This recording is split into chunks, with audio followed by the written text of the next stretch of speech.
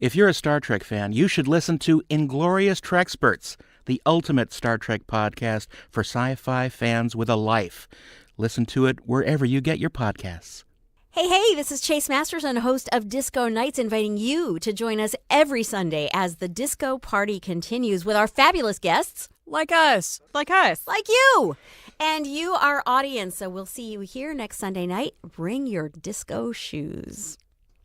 Hey, this is Mark A. Altman, and if you're a fan of the 4:30 movie, you'll love Best Movies Never Made, hosted by Jodorowsky's Dune producer Steve Scarlatta and Josh Miller, where they explore some of the greatest movies that were never made, from E.T. 2 to Tim Burton's Superman, Night Skies to Star Trek The Academy Years. New episodes available every other Monday, wherever you listen to podcasts. Hey, this is Mark A. Altman. And this is Darren Doctorman. And this is a 4:30 movie encore presentation. It's video game week. I hope you brought your roll of quarters. Well, you know what, this episode, the only thing I remember about this episode is this is the episode where Ashley picked that fakakta movie, Cloak and Dagger, and we never let him forget it. Remember? It was like he would pick Cloak and Dagger, and that was when we realized that Ashley was a lunatic. He's the wild card. He was the Dabby wild card. Coleman. Yeah, Indeed. and Henry Thomas, right? Yeah. Yeah. So Tom Holland's Cloak and Dagger. Or was it Richard Franklin? I don't remember. Anyway, whatever. I just remember. Obviously, we have joining us here to talk about this Robert Meyer Burnett. Yeah, Robert Meyer Burnett is here from the Burnett Work. And, the funny thing about Rob, it was like Cloak and Dagger. I don't think we picked one movie that was actually based on a video game. It was like Tron. Well, you'll hear it when you listen to the episode, but video game movie. Rob, what do you think? I would think about the segment from that anthology movie Nightmares with the Bishop of Battle. Oh, that's hysterical. Wow. That's a deep cut. I love that. Deep cut. That's great. I had in college, I think, because I worked at a video store in high school, the Nightmares one sheet, which is a great with the two hands. Yes, a great one sheet. I had that one sheet. I didn't have it in my room at home, but I think I took it to college and had it up for a little while in college. Yeah. I love that one sheet. The Bishop. I've never seen seen that movie. Battle. Actually. Oh, there's a bishop. It's called the Bishop of Battle, and it is a video game. I know what the segment is and everything. I just never seen the movie, but I love the one sheet. One of the segments is called Terror in Topanga, and I used to live right off Topanga Canyon Boulevard, and I felt terror every night. Wow, that is wild. But yeah, it's funny because Cloak and Dagger really became a runner. We never let Ashley forget that he picked Cloak and Dagger after that. Well, But it was funny. It's his way. There was no Resident Evils or any of these, Mortal Kombat. Or it was funny that you think video game movies are going to be about movies adapted from video games. Did we talk about Mario Brothers? I don't think we talked about it. I don't think we ever. I mean, we're all Bob Hoskins fans. Don't get us wrong. But and John Leguizamo. I don't think we ever. I don't think we talked about Speed Race. No, not Speed Racer. I forget what we talked about. It was a long time ago. That's why we have these special encore presentations. So because if we've forgotten them, you've certainly forgotten about them. And listen and enjoy the conversation and these great theme weeks that we curated for your benefit. And now is the time during the off season between season 1 and 2 to catch up on episodes you may have missed and watch the movies. Except the one Ashley's picked. You watch the movies, and then that way, you can tell us, did we get it right or wrong? I don't know. But you'll find out as you listen to a special encore presentation of Video Game Week, only on the 4:30 movie. We'll see you back with all new episodes later this year.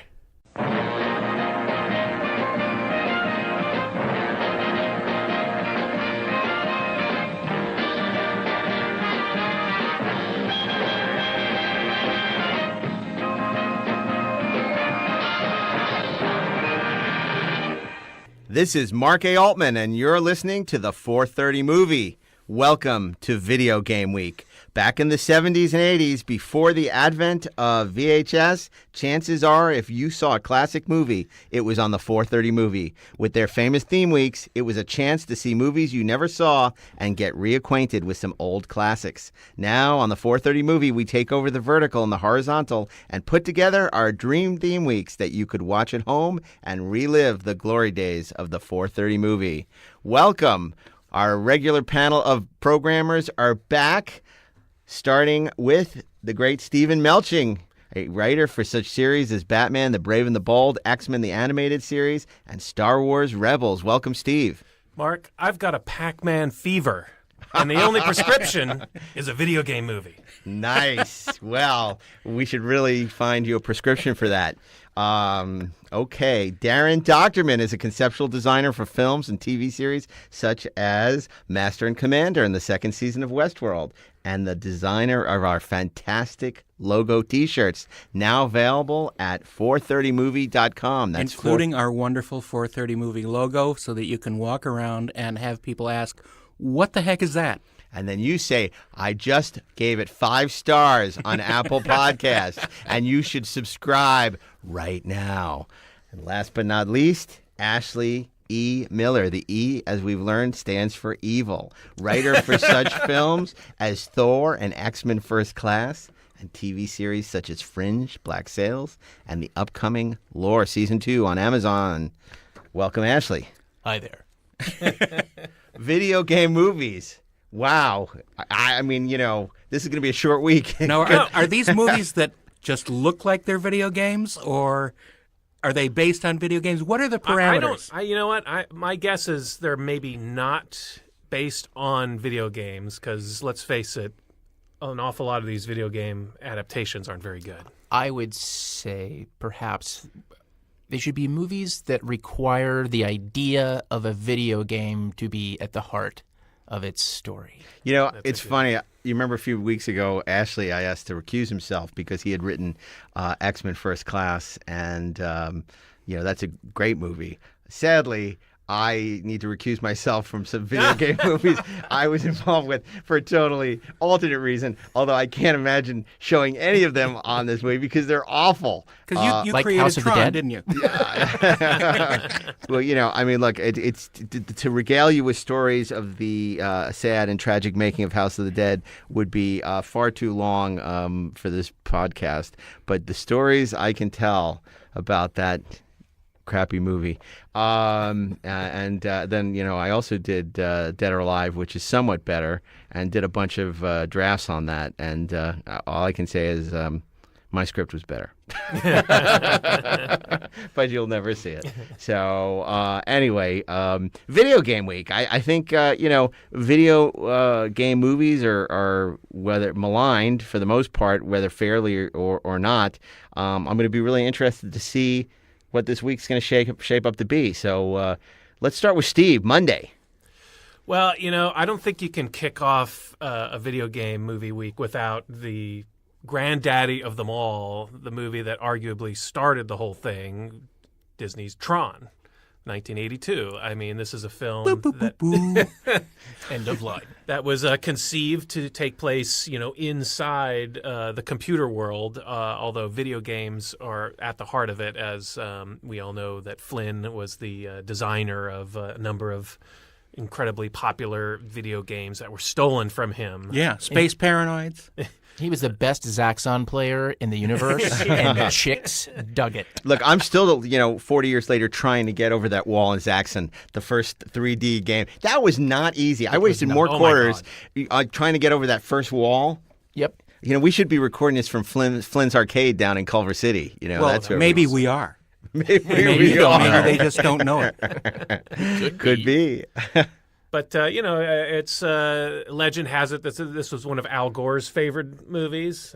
Because he invented the internet. Put it in a lockbox. It was a really fantastical, fun movie that had to kind of create a whole new sort of lexicon and visual language for the inside of a video game. Like, how do you imagine what the inside of a video game is? How would you do it, Darren? Yes. And of course, it spawned a lot of imitators. Automan on television, the sequel Tron Legacy, which I think was half of a really great movie. I love the first half of that movie. I got to work on that, and that's all I'm going to say on that. It was a beautiful looking film. It certainly was. Immaculate. The score, actually the score of both films is terrific. The Wendy Carlos score in the original Tron is terrific, and the Daft Punk score in Tron Legacy is amazing. I think that is the greatest legacy of Tron, are the scores by Wendy Carlos. It had a great and later. setup. It had a wonderful setup, the Tron Legacy. And the animated series, Tron Uprising, was actually quite good as well. Yeah, Well, it sort of fell apart in the last scene when we were expected to believe that a woman who came from a video game world was super impressed when she saw the skyline of Vancouver. which is where we filmed House of the Dead. But of course, it starred Jeff Bridges, who's awesome in anything, and then oh gosh, and Bruce Boxleitner. Bruce Boxleitner is Tron, yeah. and then oh my gosh, why am I suddenly blanking on her name? Cindy Williams. Cindy But Williams. not Cindy Williams from Laverne and No, not Shirley. Cindy Williams. That's And- not her name. Different Williams. It's Cindy, Cindy Morgan. Cindy Morgan, I'm yes. sorry, Cindy Morgan. Yes. Captain of course, Morgan. from Caddyshack as Right. well. And who didn't dream of getting digitized and going into playing video games were incredibly popular in 1982. Yeah, I prefer in the Steve arcades. Lisberger's other classic, Electric Dreams. You know what? I love. I'm dying. Apparently, you guys are like this is a recording of Ashley's death. You're getting de-resolutioned. Totally. I love Electric Dreams. So do I. Virginia Let's Madsen talk about that is like instead. is so unbelievably beautiful in that. It's like, She of course, is. the computer falls in love with her. It's like I remember the song that he wrote for her. Oh, God, yeah. Madeline, I love you 2 bits, and I. But no, did we talk about David Warner in this movie? Oh, David Warner's fantastic. You read my mind. You can't talk about Tron without talking about David Warner, who's just so. And that was the height of his powers. I mean, he was in Time Bandits. He was in Tron. He was the villain in everything. And now you have these guys because I think the mantle sort of passed to J.T. Walsh, Right. Before he died, and now it's sort of like. What's his name? Who's like the villain? And then it was Alan Rickman for a while, and then And now, of course, David Warner was like- also in Time After Time. and John Voight was the villain in all these things for a while. Oh yeah, and of course. I was fortunate to have the opportunity to work with David Warner. He did a lot of animated series voices in the 90s and 2000s, and he was a regular voice on the Men in Black series, and he was just delightful. Yeah, I met him once, and he was great. I mean, he was so great they brought him back from Star Trek V for Star Trek VI. That's right. Well, the never forgettable St. John Talbot from Star Trek V. What the heck was he doing there? No one knows. That's a hell of he was much better as the Klingon Chancellor Gorkon, not to be confused with Gorbachev. So, Mike, the one thing that you didn't mention, of course, is the groundbreaking visual effects. This was really the very early CGI world, and it's pretty remarkable what that group, like Richard Taylor, I'm sure Darren, you can talk more about that, did at the time. Well, the thing is, it was a combination of a lot of things. Mm-hmm. It did have, one of the first CG representations that would have been used with models. For example, the light cycles and Sark's carrier and things like that. But it's also a back-breaking amount of traditional cell animation going on. All the live action in the computer world had to go through cell animation to make the glows and all that sort of stuff. And it's a incredible amount of laborious work, and it's just it's amazing. It's amazing that they got it done at all. Yeah. Actually, but it's.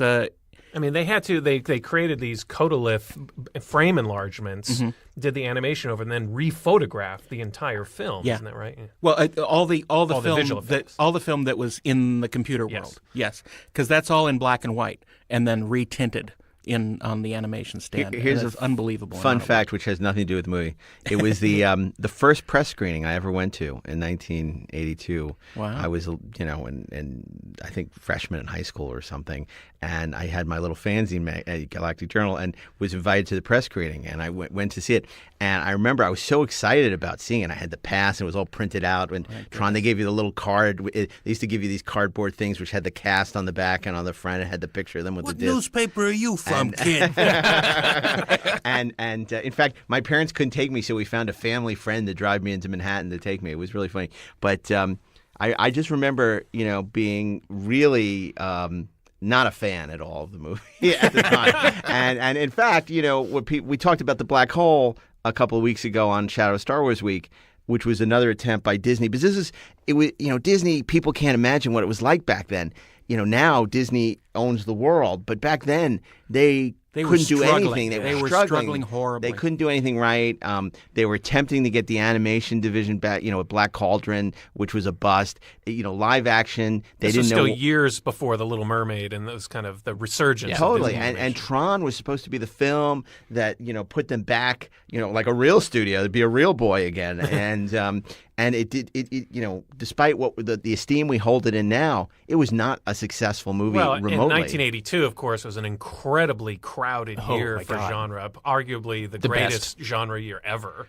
Well, and We should do a panel about that at Comic-Con. Well, I was going to say, I think that we probably will have to do a special report do a special on you. on 1982 in a future podcast, because, of course, it's such a seminal year, and we've all talked about that. And that was the beginning of our legendary Comic-Con panels each year, where we do 1982 Greatest Geek Year Ever, and subsequently, what are we up to? 1988 Greatest Geek Year Ever? Maybe Not. Yeah, no, yeah.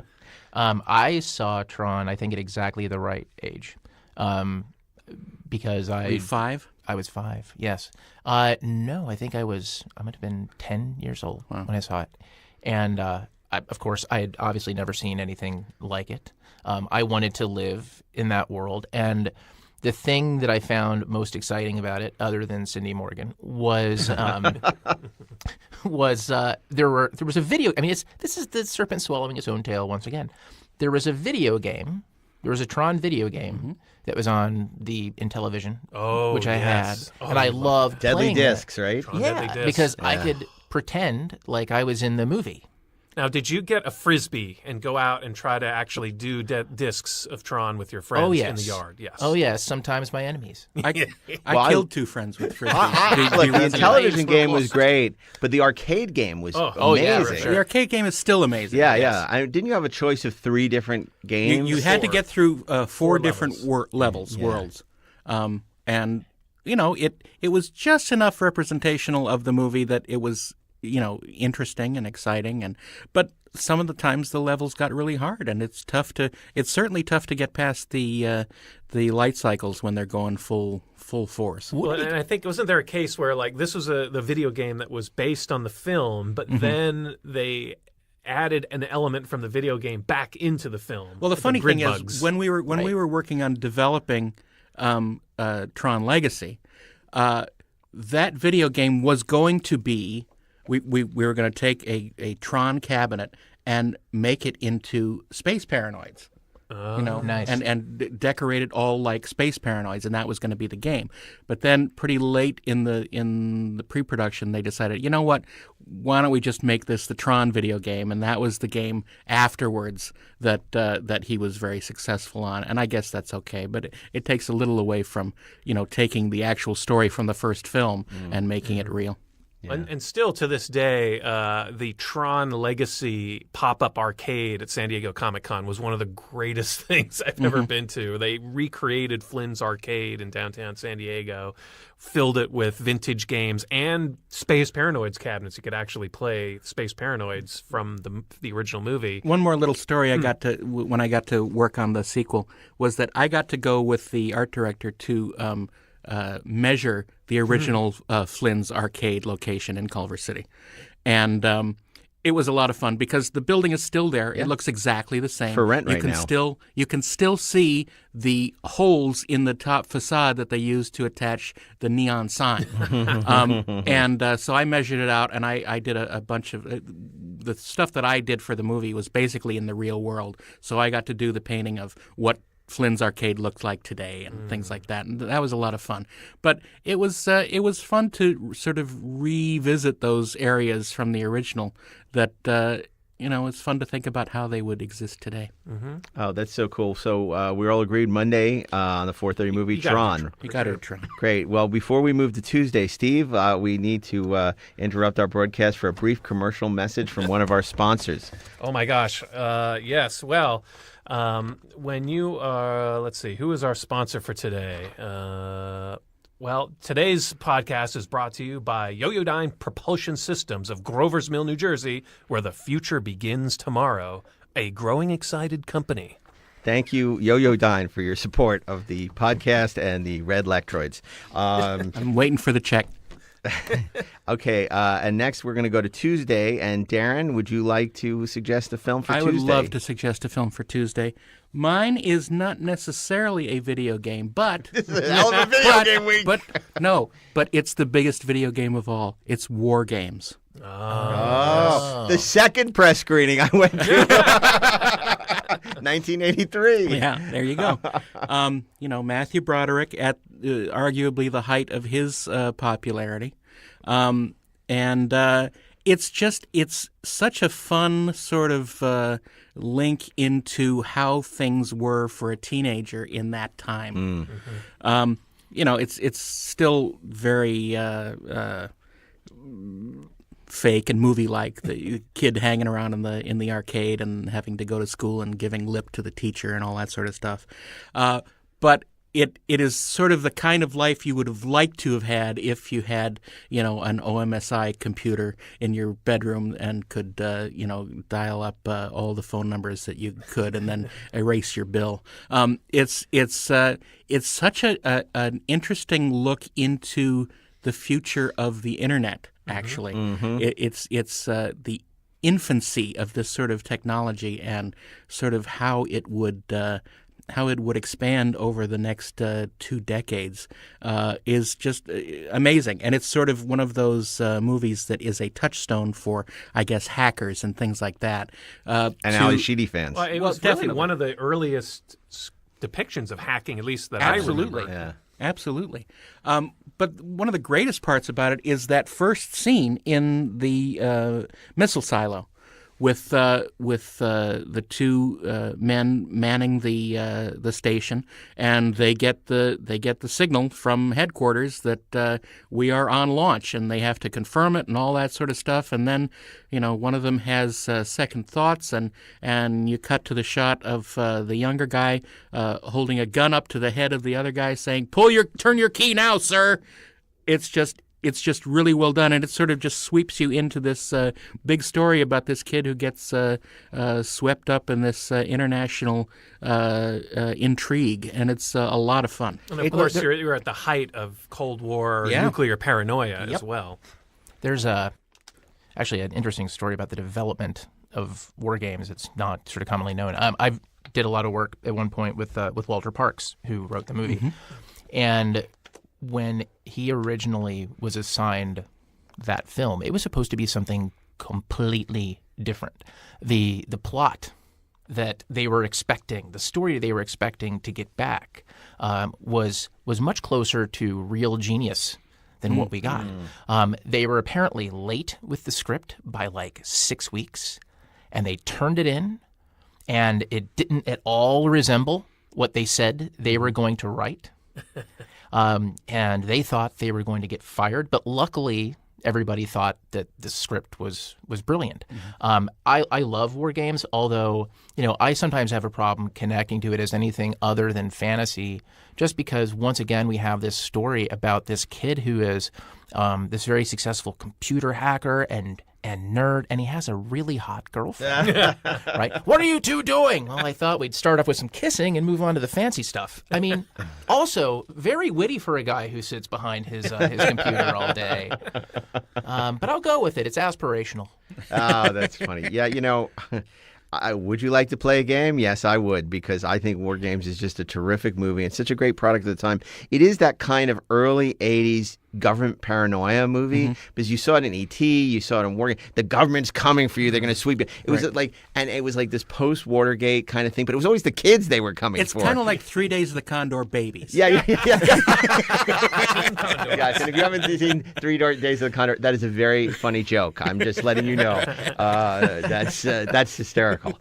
And you should see 3 Days of the Condor. When we do Spy Week, we'll have to put that in contention. Yeah, to get back to my press screening story, I remember it vividly. I left high school early so I could go see War Games at the MGM building in New York at the time. And I missed my stop on the subway, and I ended up like God knows what horrible neighborhood. I'm like, what happened? I totally realized, and then I had to go across, and I still remember this today vividly. And then I got on the train, came back, and just made it in time.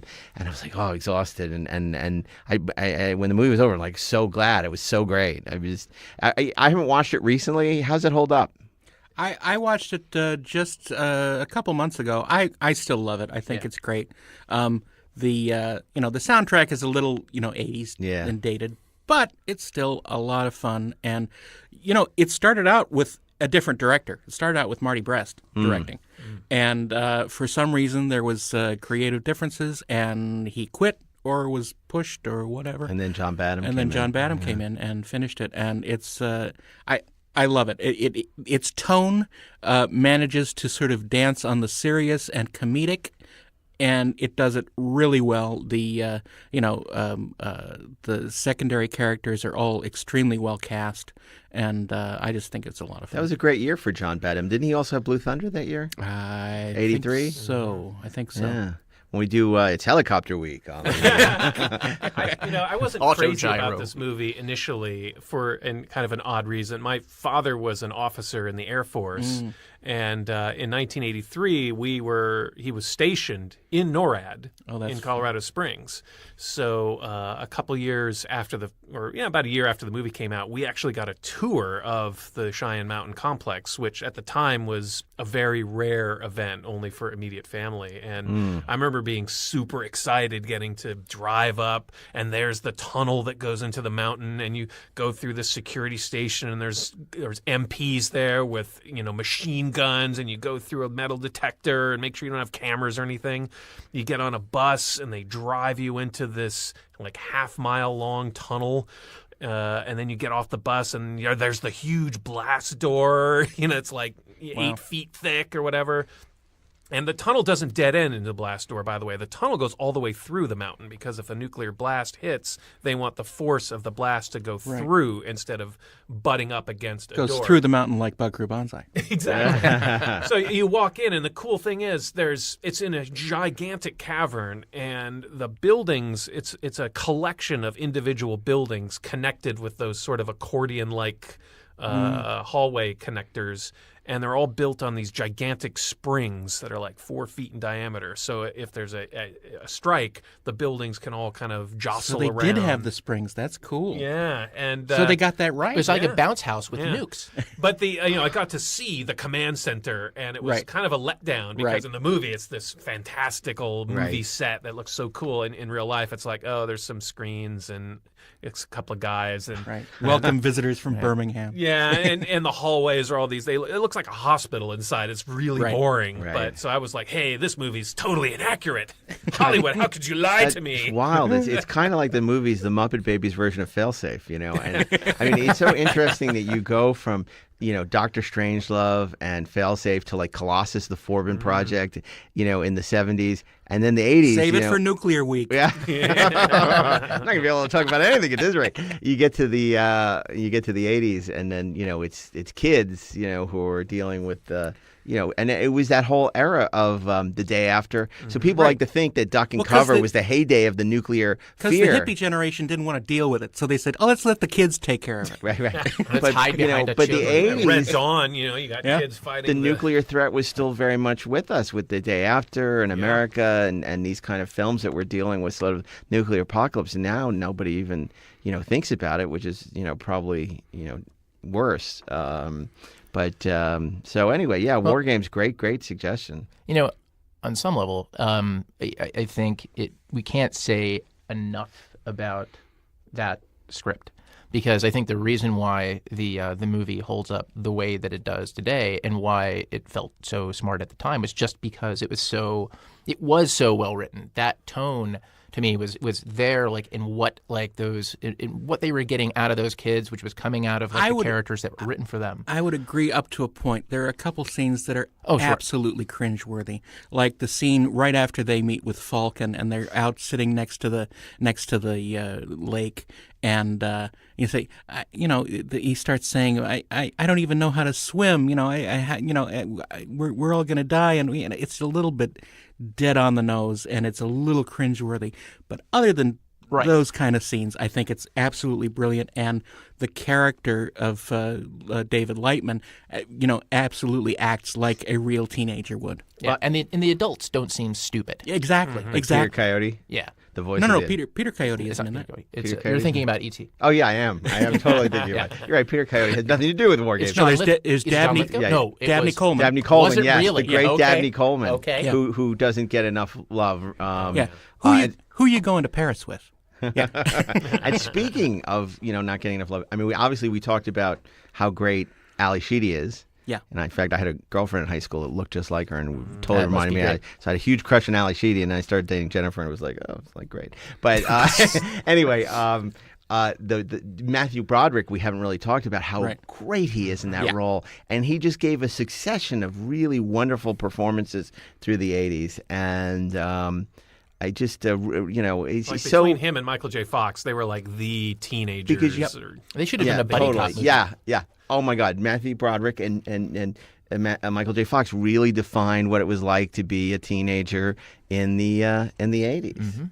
Save More it for so, high I school think week. than Or how we wanted to be. well, as because I would say teenagers. Anthony Michael Hall was the reality probably, and then but because somebody like Matthew Broderick and Ferris Bueller or whatever was what you aspired to be, the cool snarky guy, and War Games is sort of a combination of that, and he just does it so well. And then of course in his Neil Simon trilogy, he also is wonderful. So Tuesday, so say we all. Sure. So say we all.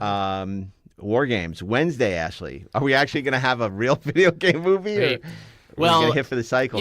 it's not just video game week here on the 430 movie. Apparently, it's also Dabney Coleman week. Nice. Because my pick for Wednesday is 1984's Cloak and Dagger, Okay, Oh that's my interesting. God. in which We'll bring the ET A- into it too. Yeah. paranoid schizophrenic 11-year-old befriends a video game hero, goes on a violent rampage, ending in an airplane bombing. It is heartwarming and it's wonderful. I mean, so that's perhaps an overly realistic read of kind of what happens in that film. It's basically it's a child's wish fulfillment.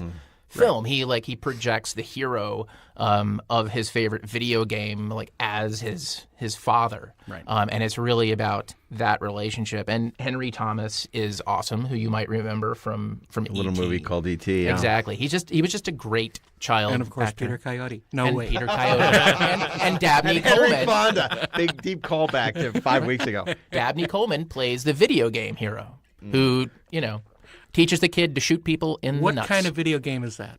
That Dabney Coleman is the hero. I know, right? I can't even imagine that game, or if it would be popular, which it would. I just want to say while we're doing the Dabney Coleman Appreciation Society meeting that he was on a show that doesn't get any love now, that is barely remembered, but was so groundbreaking. Do you remember Buffalo Bill? Oh, Buffalo. Yes. He was so great, and that was a terrific show. And, it's not on streaming. No one talks about it. But that was like one of the great comedies, I mean, here they're remaking Murphy Brown and a lot of other shows. Like Buffalo Bill was pretty awesome. If I don't even remember that much about it, other than that Dabney Coleman was great. That was the show about the serial killer who keeps collecting women and putting them in the basement. And it was brought to us by Dove body lotion. That was not it.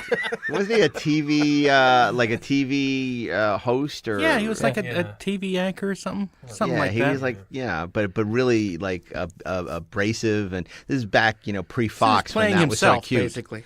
Yeah, totally. Yeah, so Cloak and Dagger. Cloak and Dagger. Yeah, what a great great suggestion. I So, have to be honest, I've only seen it once, and I think it was on HBO, and I was hardly watching it.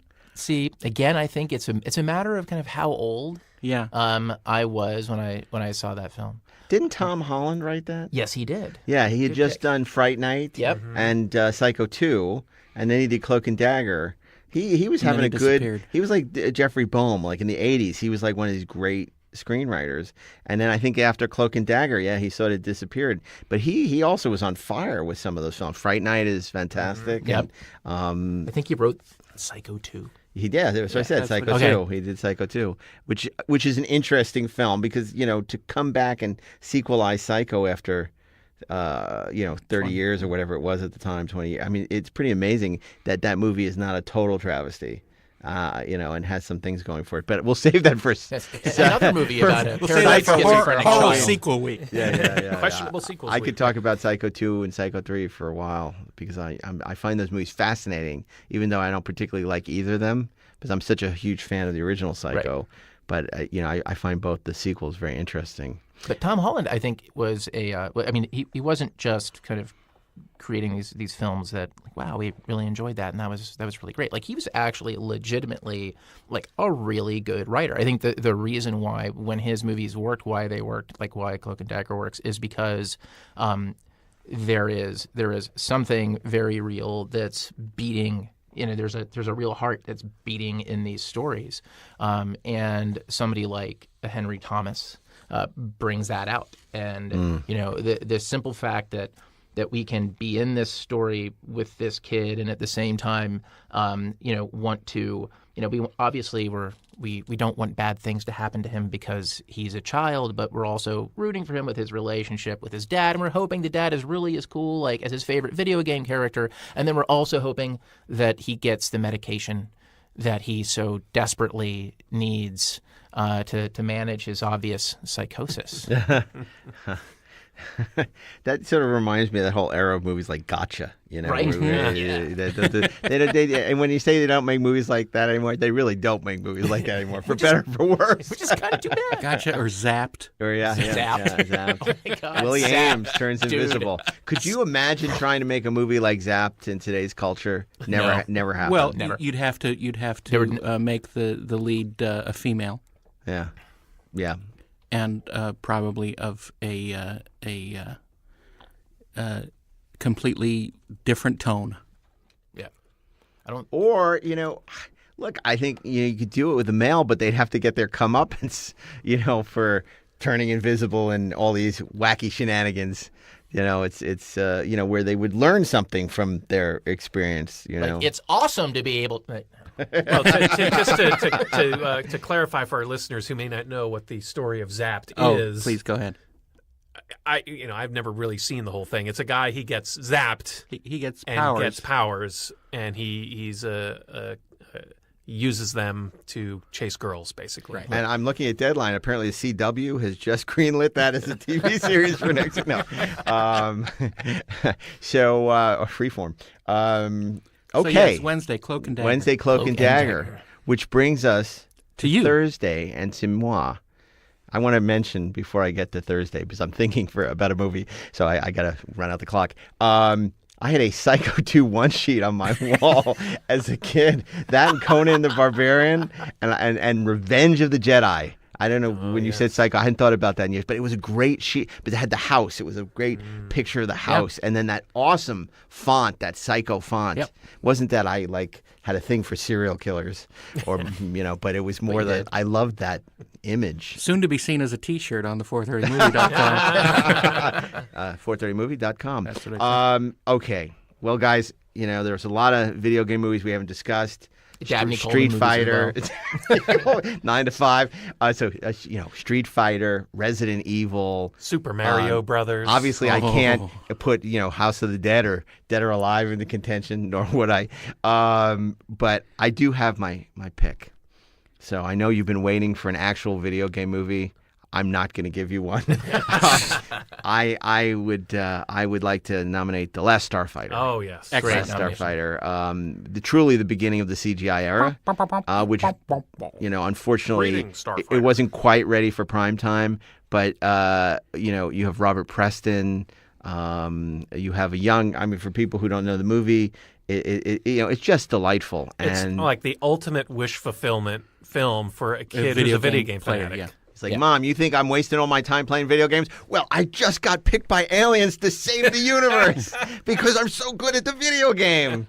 And I would actually argue that it's this movie that is the forerunner of CG technology I in said films that. Yeah. rather than Tron. Yes. Yes. Yeah. Because all the CG is intended to represent physical models, in any other movie. Photorealistic. It would have been And- photoreal physical models in any other world. Yep. And I think it's just miraculous. It's the first time that, sort of realistic textures were put on things. And when I first saw it in the movie theater, I was just bowled over, and I love this movie. And Robert Preston is unmatched. He's brilliant, and he plays it with such flair and such enjoyment that Such it's panache. just such delightful to watch.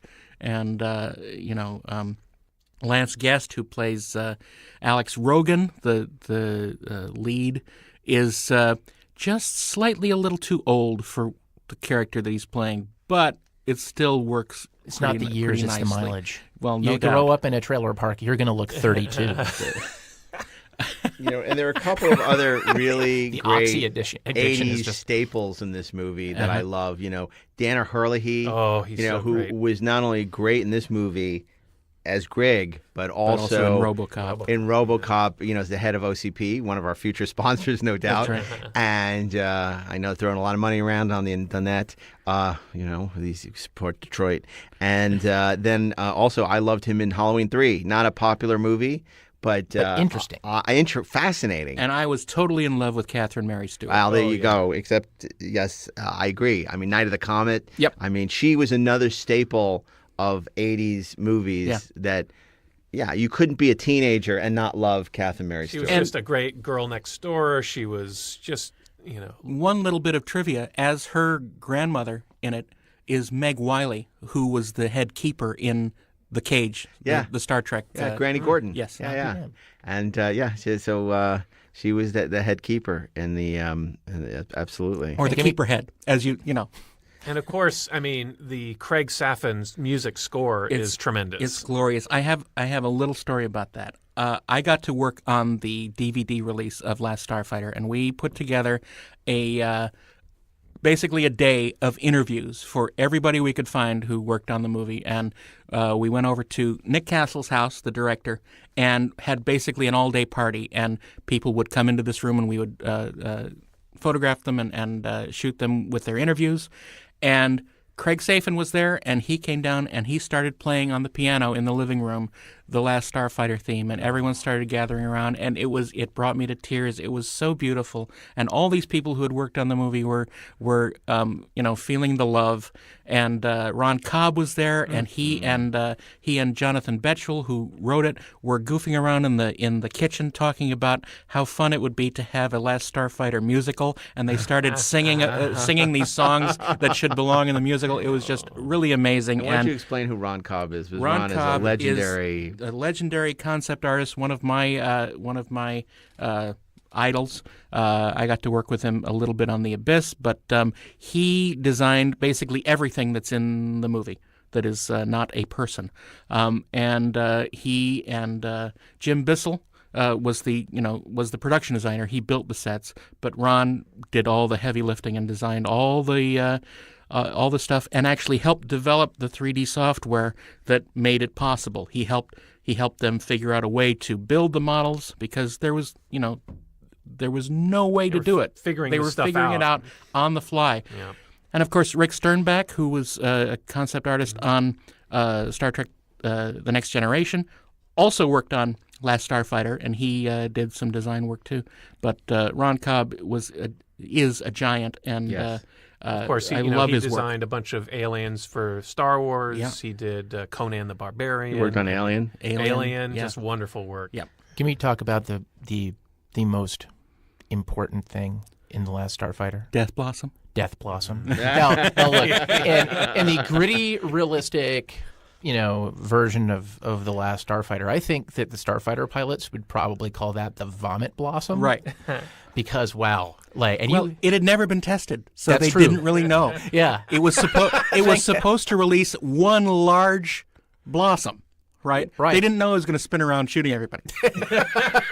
It's so cool because you've never seen a fighter like that. Right. Ever since Star Wars, everything was sort of patterned on an X-wing, which was Right. basically patterned on an F-15, Right, moving as though in space. there were an atmosphere, which of Yeah. course is ridiculous. And Last Starfighter was the first, where it really felt like this is something you could Yeah, imagine it had a in space. non-Earthbound maneuvering ability. It was great. Exactly, and it just looked effing awesome. I actually watched this movie on Blu-ray recently, and with the audio commentary, and they talked about how they were designing the heads-up display for the gunner, and were trying to give the sense of the ship moving in 3 dimensions, where when you had seen the Star Wars films, the visual design of those dogfights was very sort of two-dimensional, It linear World indicated War II. two-dimensional thinking. That's right. And that they were going for a more 3-dimensional look, so that's why you get the spherical indicators Right. on the heads-up display and the chair moving around to It's target just so ships. well designed and thought out. Yeah. It's so much fun to watch, and I there's been rumors about them doing sequel work on it, and I just hope that whatever they do, it doesn't spoil our wonderful memories. Well, of it. But it Well, I probably know, will. a friend of mine, a colleague on Star Wars Rebels, Gary Whitta, Yes. who wrote Rogue One, is a super fan for Last Starfighter, and he's been attached recently for a sequel. Correct. And I do not doubt his passion and love for the material, and I know he had been working with, I believe, Jonathan Betul. Correct. So let's hope they can recapture the magic. If Yeah, I just want to say, to sort of sum up that, I took my kids to see it recently at the New Beverly before the New Beverly closed for renovations, and they loved it. It was great to see it on the big screen. It's, interesting to see how technology has moved on because you could do those effects now on your phone, That's right.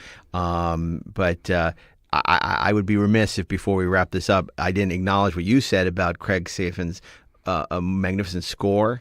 It really is, we talk about the brilliance of John Williams' scores and those iconic scores. Mm-hmm. The Last Starfighter is really, a pretty great space. It stands up right there next to it. That theme is, and I think if more than any other element about this movie that endures, that score is really something there's special. a great 2-disc soundtrack album for that came out last year or two. That's Yeah. wonderful. Now, we didn't put this in the Shadow of Star Wars show, did we? No, but I No, don't think because it belonged to Shadow of Star Wars. I think it belongs to Video Game Week. No, it totally does, but it also sort of fits with that, and I think this is the best of those Star Wars sort of homages, actually. I don't know, because I kind of feel like when we did in the Shadow of Star Wars, for the most part, it was movies that existed on an intergalactic scale that didn't really involve so much Earth as these civilizations. Now, obviously, Moonraker was an exception to that, but Moonraker would not have happened without Star Wars. It was movies that were directly a product of Star Wars.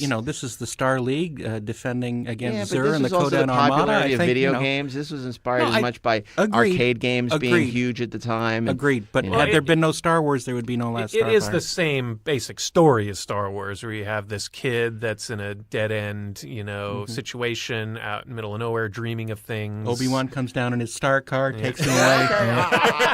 But he has this special ability, Yep. and he's swept up into a larger battle, and he gets to, sort of save the day and fires torpedoes into the hangar bay and blow up the big ship at the end. It's very just similar. like Luke Skywalker. He's got the clone self that has an awkward encounter Beta, with his beta girlfriend. unit. Beta unit. Okay, I'll buy that for $1. It's a movie that I always thought was kind of corny when it came out, but It like is a corny. lot of 80s appreciate movies that I that. thought were corny at the time, I look at them now and I just appreciate how sort of solid they are. I wonder if that means that you've become less corny as you've grown older, or more corny. I Well, think more. here, let me ask you this. I mean, here we are talking about these movies 30 years later. Part of that's nostalgia, but part of it is because these movies hold up. 30 years from now, are we going to be talking about movies that are coming out this year? I don't really think I'm not even so. talking about the movies that came out this year. Before we move to Friday, I want to ask you all a really quick question, which is applicable to Video Game Week. What was the video game system, if any, that you had in your house? Atari 2600. Okay. We never had video games in our house. The closest I had was one of those little battery-powered Donkey Kong, Coleco Donkey Kong mini arcade.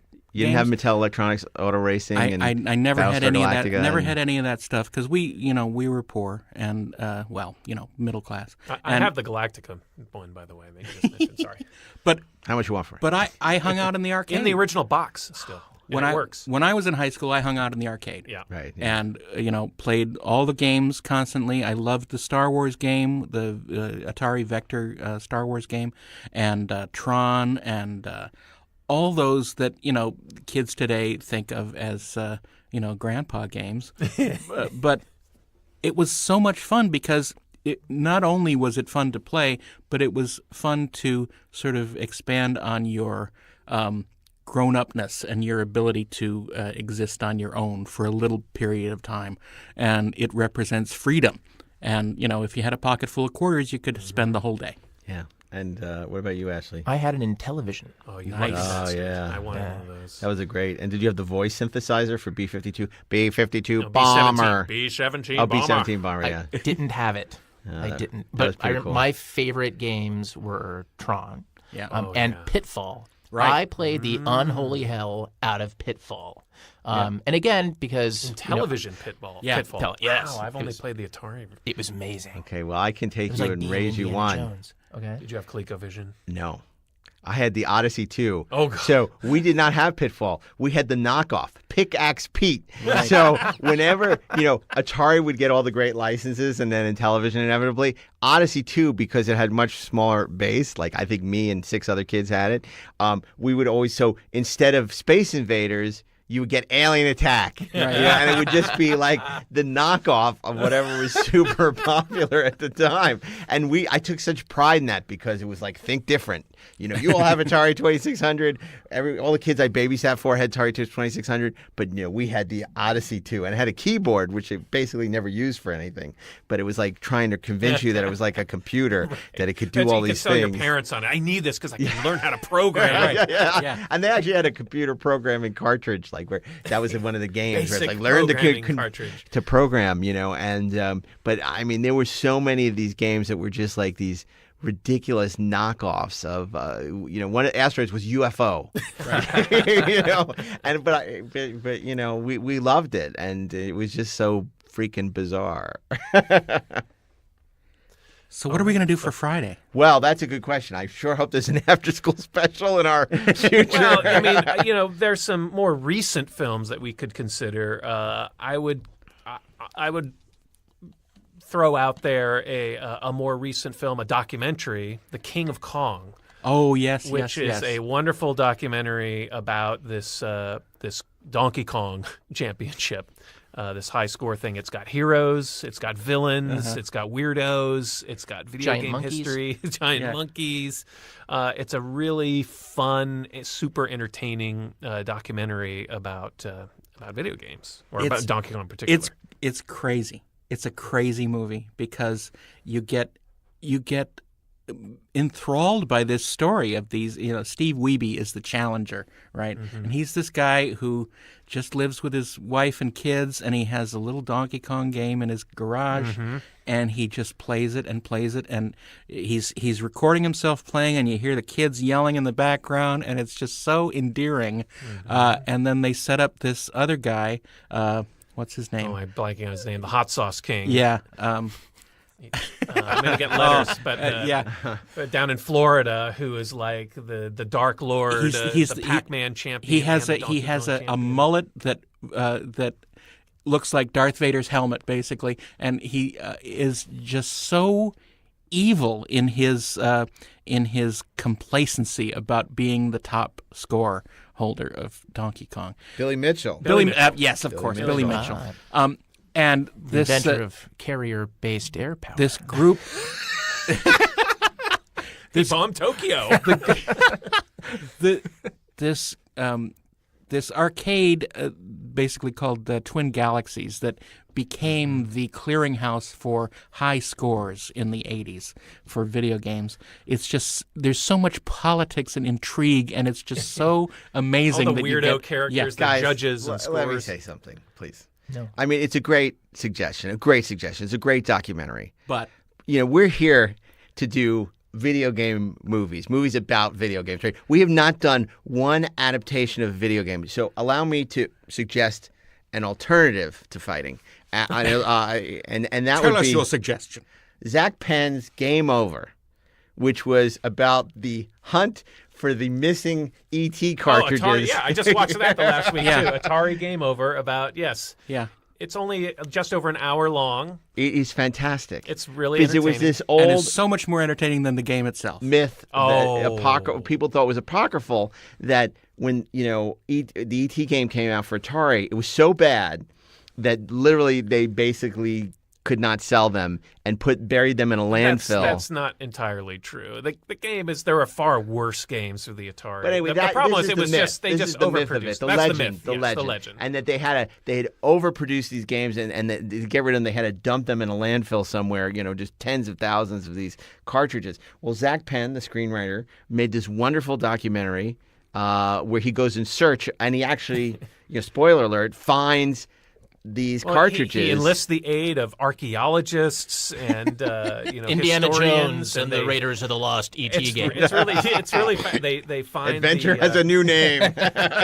they find the old records of where garbage was dumped in this landfill at different months of the year, and they figured out what year those cartridges were dumped, and it's a really fun documentary. The main story is how Atari screwed over the guy who was forced to design this game by giving him, what was it, a month 6 and a weeks half or something, yeah.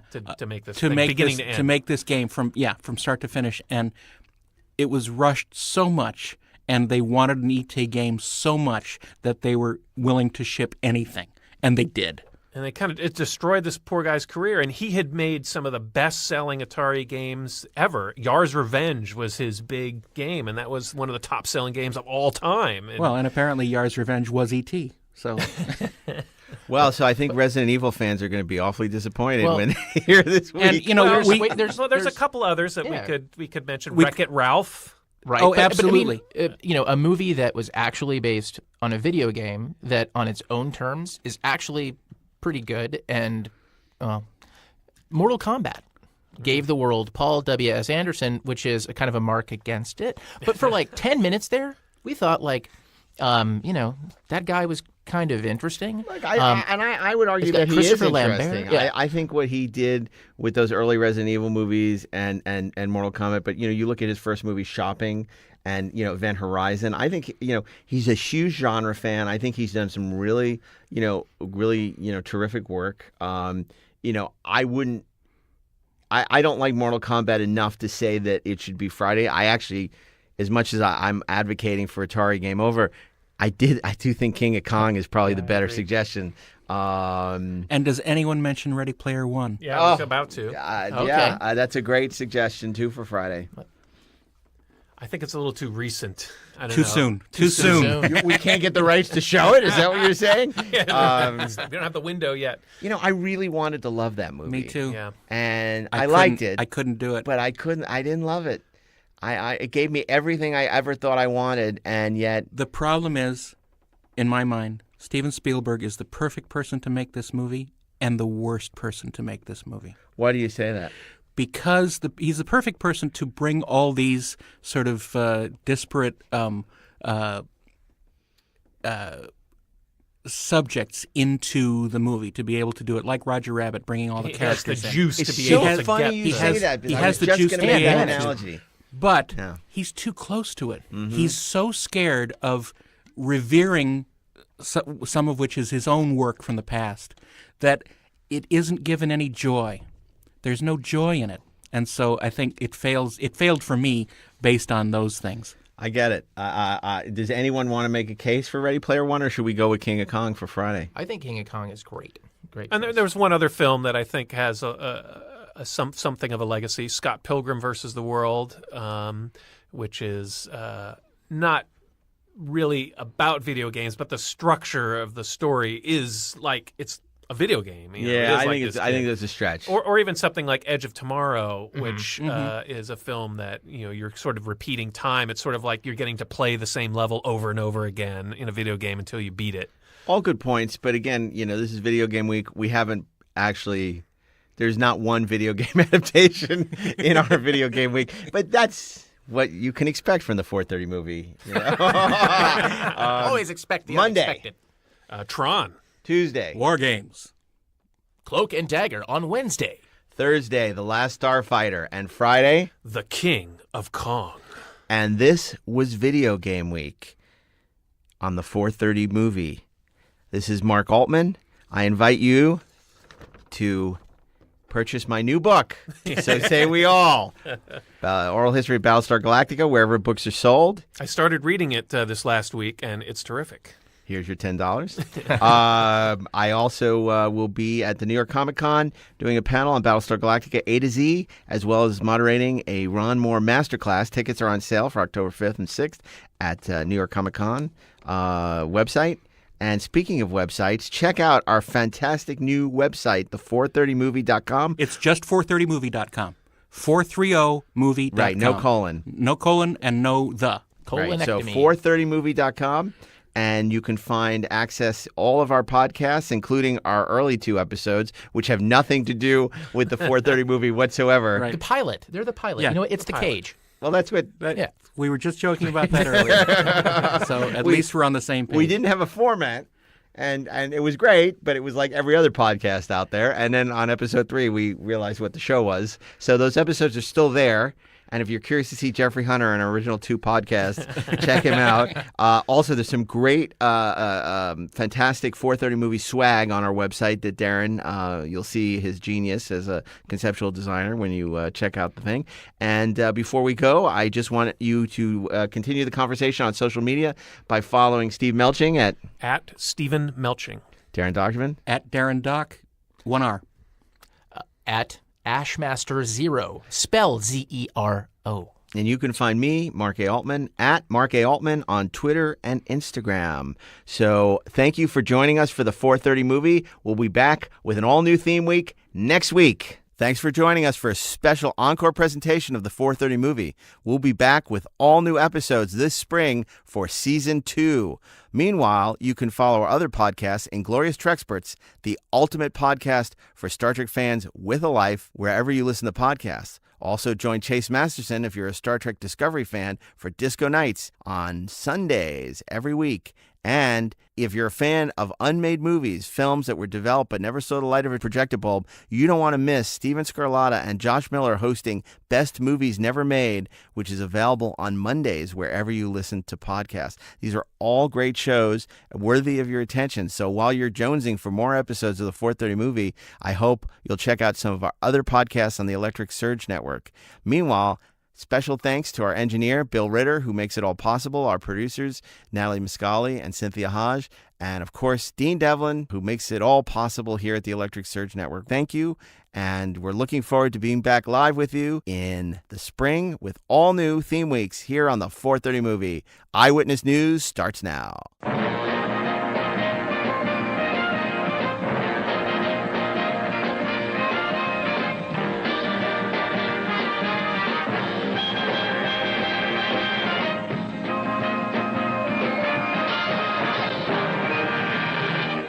This podcast is a production of the Electric Surge Network.